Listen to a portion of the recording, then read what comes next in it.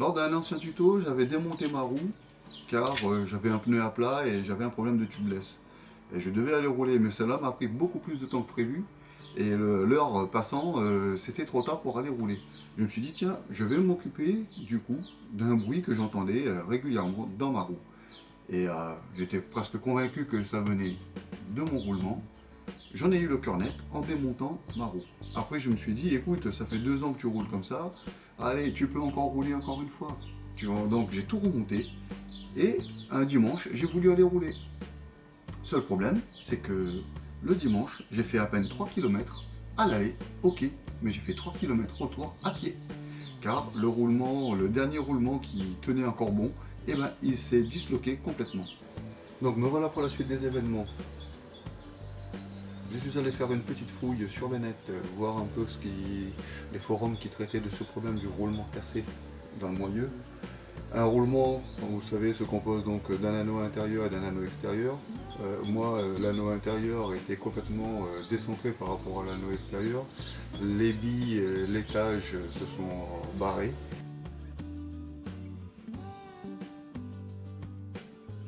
J'ai tout démonté.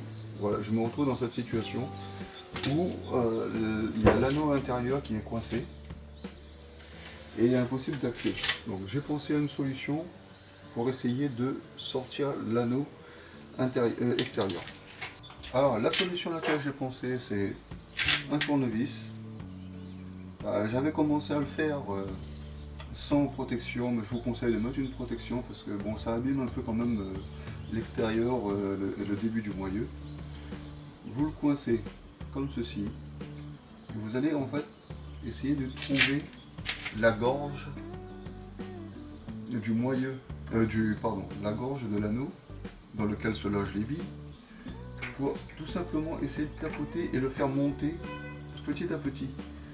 L'idée c'est juste d'essayer de faire monter pour avoir suffisamment de place pour glisser le tournevis sous l'anneau et à l'aide d'un maillet, vous allez tapoter pour faire sortir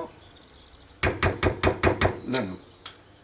Le problème que vous allez rencontrer est que à un moment donné, j'enlève tout ça, à un moment donné, hop, comme vous prenez appui directement sur le moyeu, au niveau du tournevis, l'anneau qui essaye de monter, il sera stoppé par ce même tournevis. Donc, on est coincé. Il faudrait peut-être trouver un déport, quelque chose qui puisse faire un déport et faire un appui dessus. Voilà, mais ça me paraît un peu plus compliqué à le faire. Donc j'ai cherché une autre solution, j'ai réfléchi à une autre solution. Je vais vous proposer cette solution. Donc pour réaliser l'outil dont on va se servir très bientôt pour l'extraction du roulement cassé, nous allons avoir besoin d'un tube d'un diamètre 20 en acier, d'une scie à métaux et d'un simple petit établi. Vous êtes prêts à me suivre? On y va!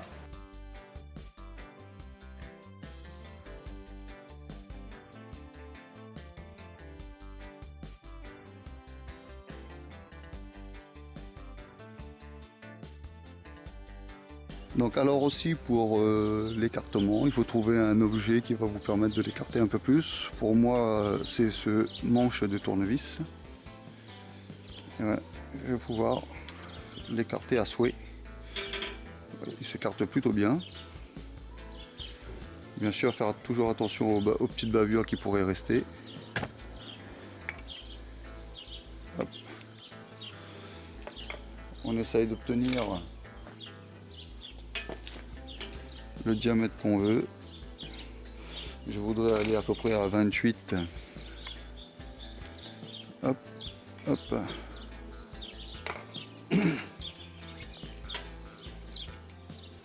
Voilà, 28-30 pour moi c'est super. Si ce procédé fonctionne correctement, bon bah là j'ai un tube de 1 mètre. Je le couperai à la distance dont j'ai besoin, juste pour pouvoir le tenir et le tapoter, tout simplement. J'insère juste le tube, clac. Là je vois que il va se positionner correctement. la longueur du tube, ce que je vous conseille, c'est de le placer dedans. Une fois que vous avez déjà évasé l'avant, une fois que vous avez déjà coupé en croix, ça va s'ouvrir donc comme une fleur. L'idée, c'est que vous vous assurez bien de l'emplacement où le tube il va s'évaser pour se caler à l'endroit voulu, et que ensuite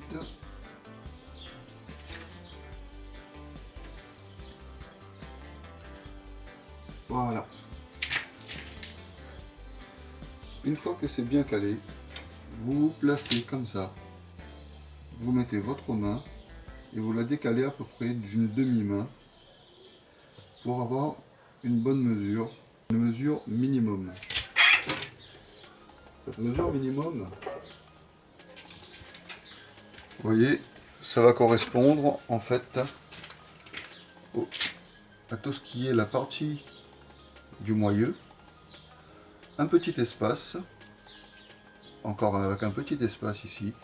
Pourquoi? Parce que ici vous allez devoir taper, donc vous laissez le champ libre pour pouvoir travailler correctement. Pour moi, j'étais parti sur une valeur d'environ 200.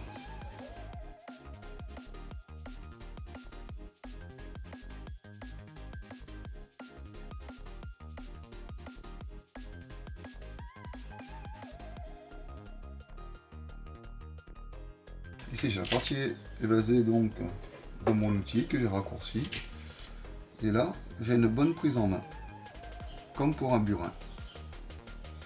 Bien sûr, vous pouvez faire encore plus grand si vous voulez vous sentir un peu plus à l'aise. Je pense que vraiment au minimum, c'est la distance qui est la plus raisonnable pour avoir un outil maniable et ergonome.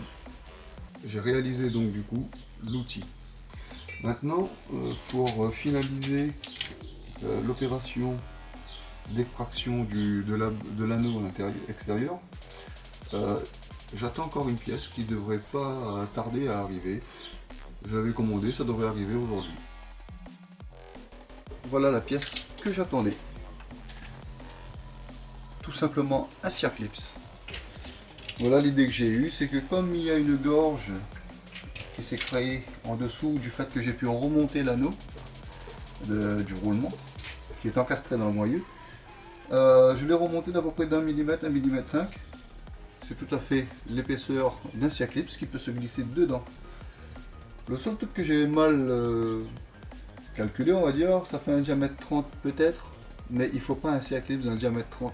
Je suis confronté donc à ce problème, c'est que du coup la pièce que j'ai commandée est trop grande. L'idée, je pense qu'elle est bonne, donc du coup j'ai persisté et je signe encore. J'ai décidé de couper le circlips pour essayer d'obtenir la dimension que je veux. Donc là pour le coup je l'ai coupé en 3 éléments. Et je vais les insérer dans la rainure qui se trouve en dessous du roulement. Et donc avant de mettre les circlips, rajoute un petit peu de graisse. Ça va éviter, hop là, que quand vous allez retourner la roue, que les pièces de circlips tombent inutilement et très facilement.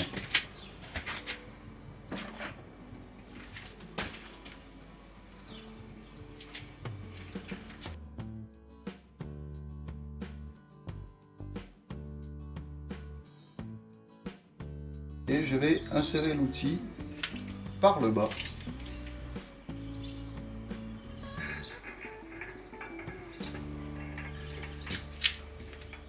Et tirer doucement jusqu'à entendre le clic.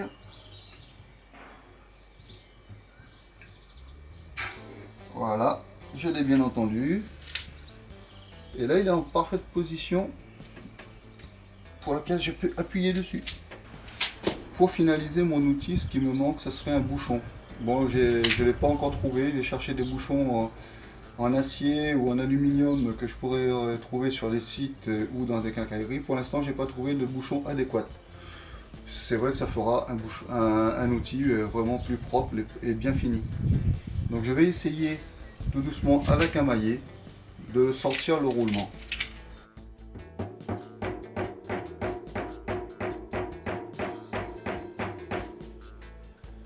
Donc sans forcer, je vais vérifier si ça avance ou pas. Oui, je confirme. Alors j'ai vu que l'opération fonctionnait bien, donc ce que je vais faire c'est que je passe au marteau.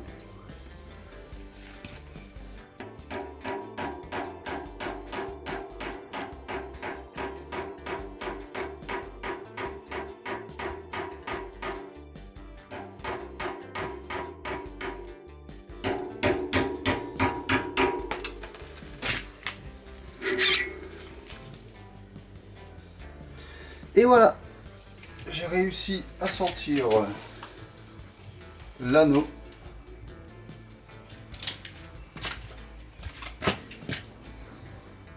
Qui était coincé du coup dans ce moyeu.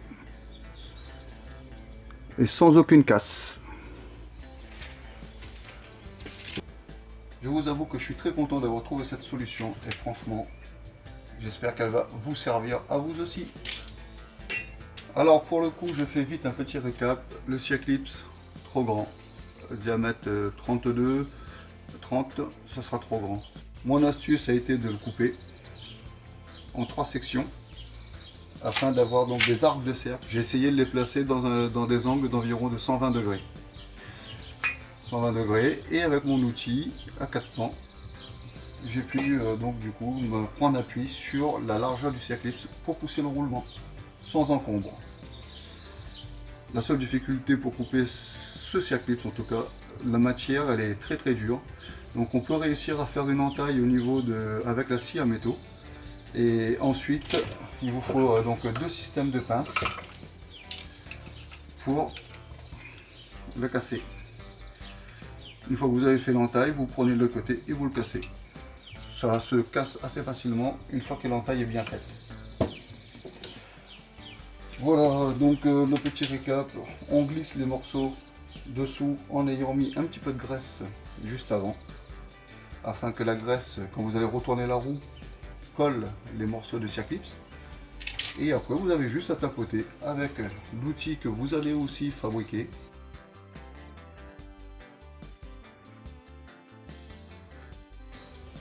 Donc voilà, super, ça c'est nickel, une histoire réglée pour le problème mécanique d'un roulement cassé dans une roue arrière de VTT.